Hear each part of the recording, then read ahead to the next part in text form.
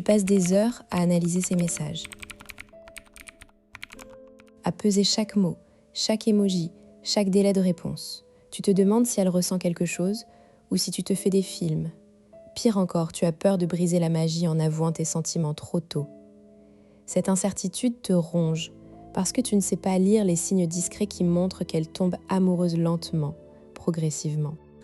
La plupart des mecs pensent que l'amour est un interrupteur. On-off, soit elle est folle de toi, soit elle ne l'est pas. Mais la réalité est bien plus subtile. Selon la recherche du psychologue Arthur Aron et son équipe, l'intimité et l'attachement se construisent par une série de micro-moments de vulnérabilité réciproque, pas par un coup de foudre permanent. Oublie les signes évidents. Ce qui compte, ce sont les indices presque invisibles que tu vas apprendre à déchiffrer aujourd'hui. Ici, tu ne trouveras pas de conseils génériques du style « sois toi-même » ou « laisse faire le temps ». Non, tu vas découvrir un framework précis pour identifier où elle en est dans son processus d'attachement et surtout, comment accélérer en douceur le processus sans forcer. À la fin de cette vidéo, tu sauras exactement quoi regarder, quoi dire et quoi faire pour transformer une simple attirance en un amour solide. La fausse croyance. L'amour se voit au grand jour. La croyance populaire veut que quand une femme tombe amoureuse, elle devient soudainement plus disponible, plus affectueuse, plus dans ses sentiments. On te dit qu'elle va te faire des déclarations, te chercher constamment, être jalouse. En réalité, c'est souvent l'inverse qui se produit, surtout chez les femmes qui ne sont pas encore sûres de toi. Regarde autour de toi.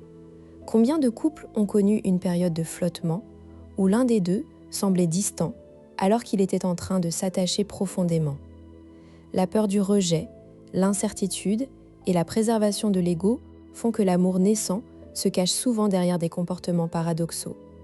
Une femme qui tombe amoureuse peut devenir plus prudente, tester le terrain, voire reculer ponctuellement pour observer ta réaction.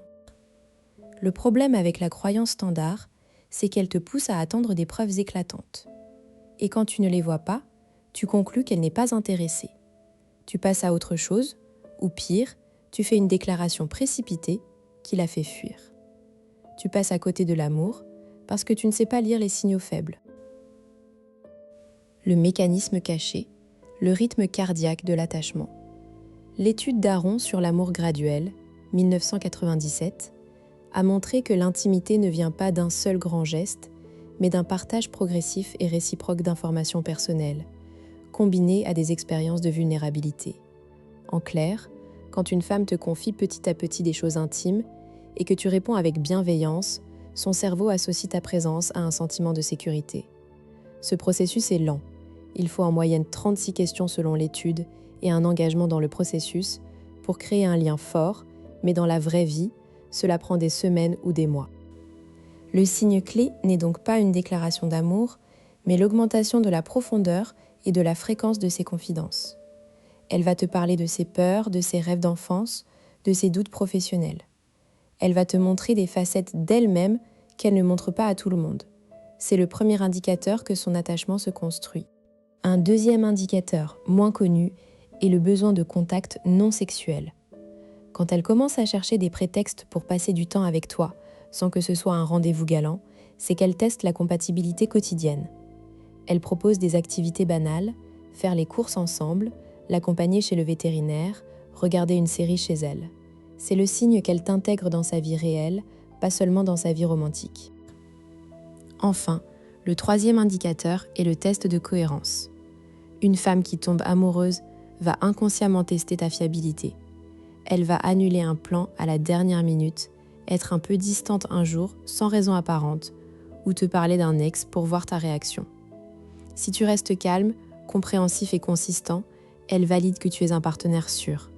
Si tu paniques ou te montres possessif, elle peut freiner le processus. Le cas concret, Sophie, 32 ans, architecte à Lyon.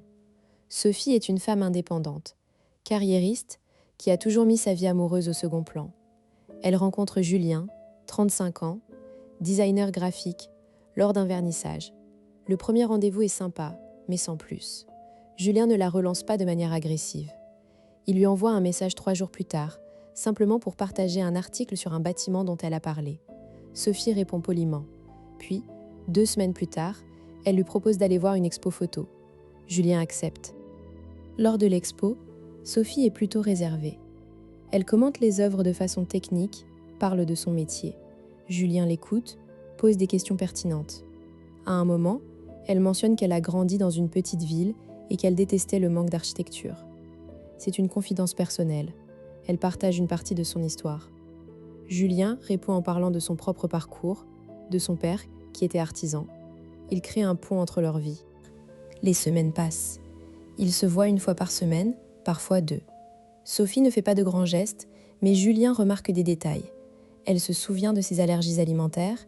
Elle lui envoie une photo d'un chat qu'elle a croisé dans la rue, un sujet qu'ils avaient évoqué. Elle lui demande son avis sur une décision professionnelle. Ces petites attentions sont des investissements émotionnels discrets. Un jour, Sophie annule un dîner à la dernière minute, prétextant une fatigue. Julien aurait pu se fâcher ou douter. Au lieu de ça, il répond « Pas de souci, repose-toi bien, on se reprogramme quand tu veux ». Le lendemain, Sophie lui envoie un long message pour s'excuser et lui proposer un nouveau créneau. Elle ajoute « C'est rare que je fasse ça, mais j'avais besoin de souffler. Merci d'être compréhensif. » Ce message est un test réussi. Julien a prouvé qu'il est fiable. 2 mois plus tard, Sophie l'invite à un week-end chez ses parents. C'est un énorme pas. Elle l'intègre dans son cercle familial. Julien accepte sans hésiter. Pendant le week-end, il voit Sophie dans son élément. Elle est plus détendue, plus drôle. Elle rit franchement, le touche plus souvent. Le dimanche soir, elle lui dit « Merci d'être venu. C'est la première fois que j'invite un mec chez mes parents.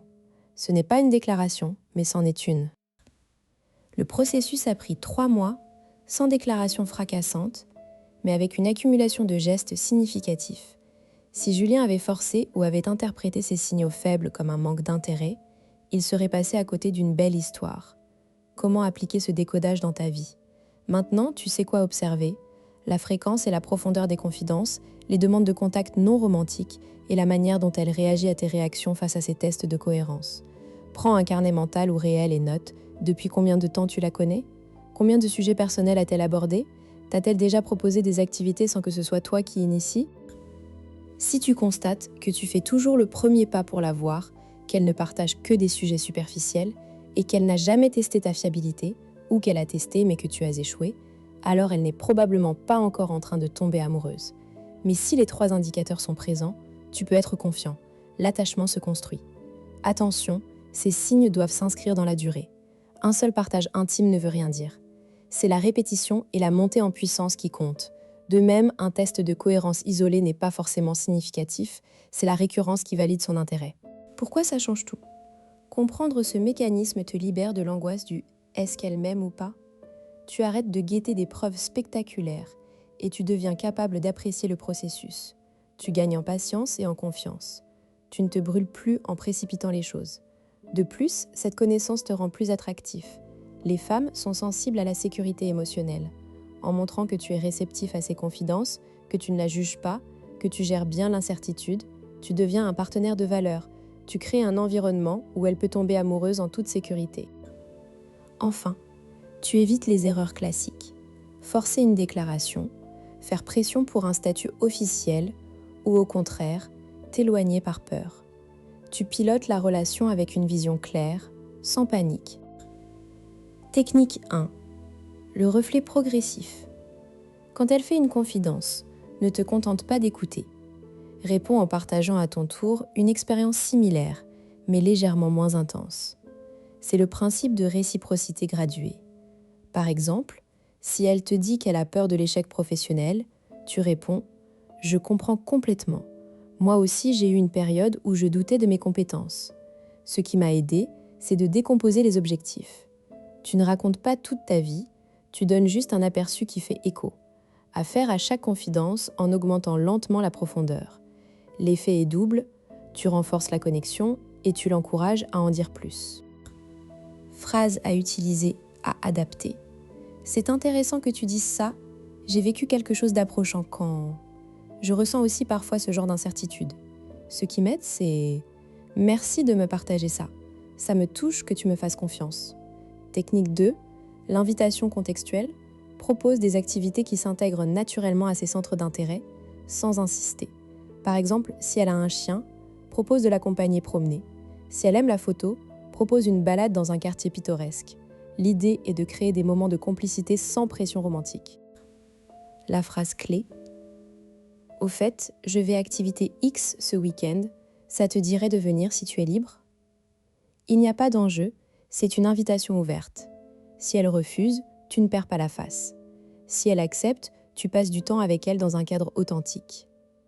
Répète ce type d'invitation régulièrement, mais pas plus d'une fois par semaine. Varie les contextes, culturels, sportifs, détente. Technique 3, le test de disponibilité inversé. Pour évaluer si elle est prête à investir, crée une opportunité où c'est à elle de faire un pas. Par exemple, après une belle conversation, tu es le premier à la couper. Tu dis « Je dois y aller, mais on se rappelle pour la suite ?» Puis tu ne la relances pas pendant quelques jours. Tu observes si elle initie le prochain contact. Si elle le fait, c'est un signe fort d'intérêt. Si elle ne le fait pas, tu attends une semaine, puis tu relances normalement, sans rancune. Tu n'interprètes pas le silence comme un désintérêt.